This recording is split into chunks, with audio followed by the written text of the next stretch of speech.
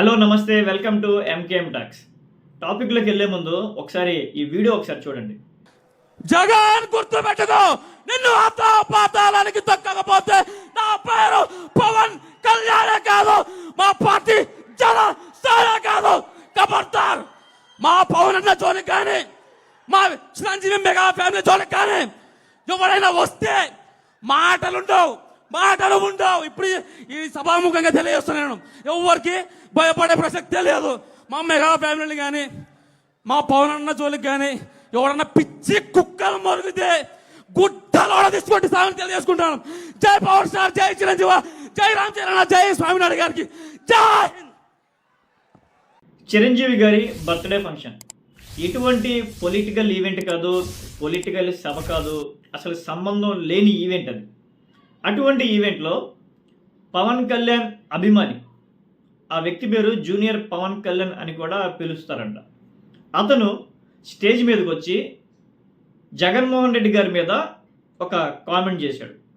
అది ఆల్రెడీ పవన్ కళ్యాణ్ గారు చేసిన కామెంటే.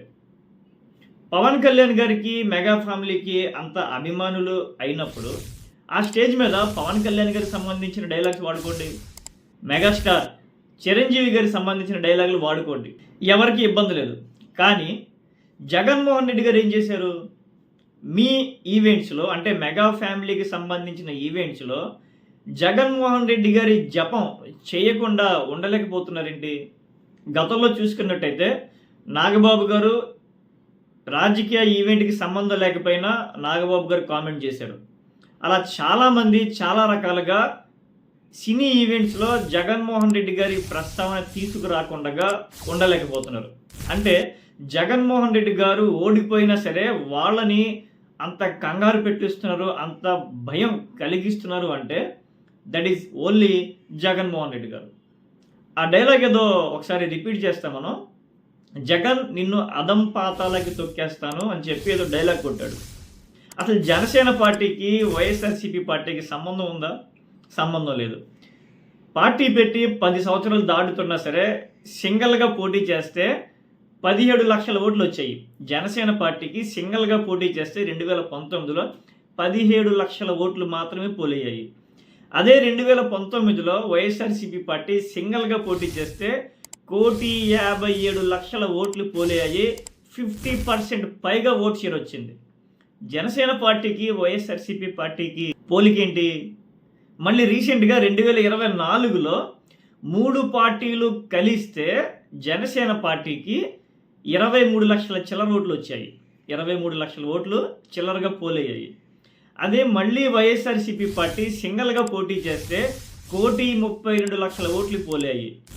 మీరు ఆ వైఎస్ఆర్సీపీ పార్టీని అదం పాతాలకి తొక్కేయడానికి మీరేంటి, మీ పార్టీ ఏంటి, మీ ఓట్ షేర్ ఏంటి? కనీసం డైలాగ్ కొట్టే ముందు పవన్ కళ్యాణ్ గారికి ఎలాగో లేదు, కనీసం మీరైనా ఆలోచించండి అయ్యా డైలాగ్ వాడే ముందు.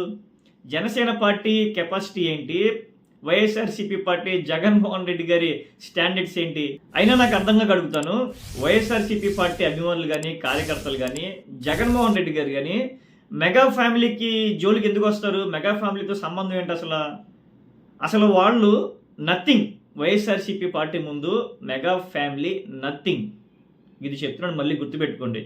వైఎస్ఆర్సీపీ పార్టీకి రాజకీయంగా అపోజిషన్ ఎవరు? తెలుగుదేశం పార్టీ. వాళ్ళ గురించి మాట్లాడతారు, గవర్నమెంట్ పాలసీల గురించి వ్యతిరేకిస్తారు తప్ప మెగా ఫ్యామిలీ గురించి అసలు వైఎస్ఆర్సీపీ పార్టీ కార్యకర్తలు కానీ అభిమానులు కానీ అసలు మైండ్లో కూడా వాళ్ళ గురించి ఆలోచించరు అసలు. ఏదైనప్పటికీ మళ్ళీ మీరు మెగా ఫ్యామిలీ ఈవెంట్స్లో, సినీ ఈవెంట్స్లో మళ్ళీ జగన్మోహన్ రెడ్డి గారి పేరు ప్రస్తావించి అనవసరంగా మీ సినిమాలకి మీరే డ్యామేజ్ చేసుకుంటున్నారు. మీ సినిమాలకి డ్యామేజే కాదు, ప్రొడ్యూసర్లు నష్టపోతారు. ఏదైతే 24 ఫ్రేమ్స్ ఏదైతే సినీ ఇండస్ట్రీలో ఉన్నాయో అన్ని ఫ్రేమ్స్కి, అన్నికి సంబంధించిన కేటగిరీస్కి నష్టం వస్తుంది.